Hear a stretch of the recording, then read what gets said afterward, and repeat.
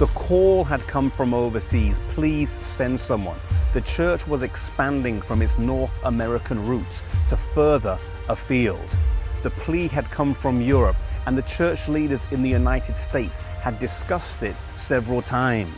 The need was there, and finally in 1874 the church voted to send J.N. Andrews as the first official missionary of the church. Despite his wife dying just 2 years previous, he remained undeterred and set sail with his 2 young children for Europe. The brethren in Europe had been told that they were about to receive the most ablest man in our ranks.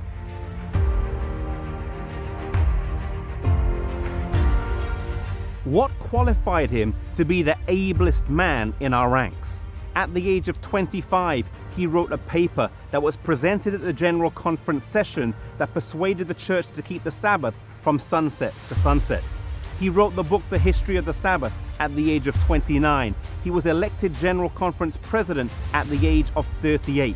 He said he could recite the New Testament by memory and much of the Old Testament, and he secured non-combatant status for Adventists in the Civil War.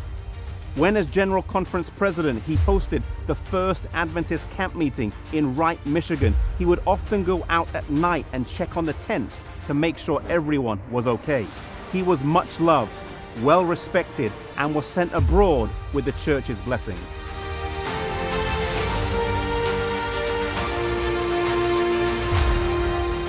Initially docking in Liverpool, England, before making his way across France to Switzerland. Arriving in Switzerland, the task ahead of him was huge. Although he was not a pioneer missionary, as some work had already taken place before him, there was little structure to work with. There were no printing presses, no publishing houses, and no organized conferences. J.N. Andrews set about the work with an intensity that he was known for.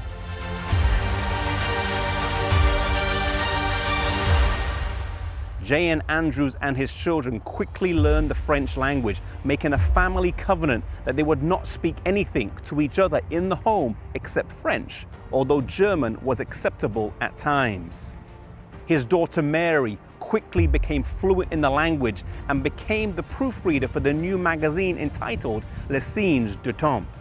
J.N. Andrews wrote over 400 articles for this magazine during the 7-year period that he was in Europe, a remarkable amount considering that he also contracted pneumonia after being there just 3 years.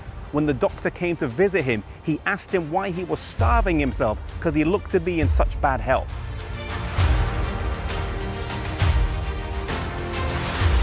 Not wanting to overspend, they lived mainly on white bread, graham pudding, potatoes, and sometimes cabbage, with very little fruit, milk, or butter.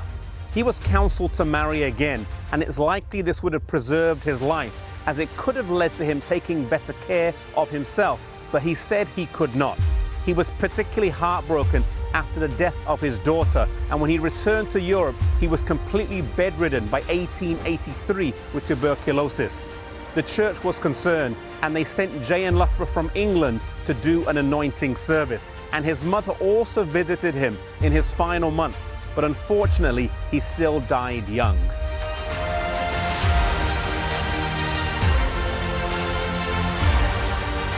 He charged that no eulogy should appear in the Review and Herald, and while Uriah Smith wanted to publish one, he complied with this request.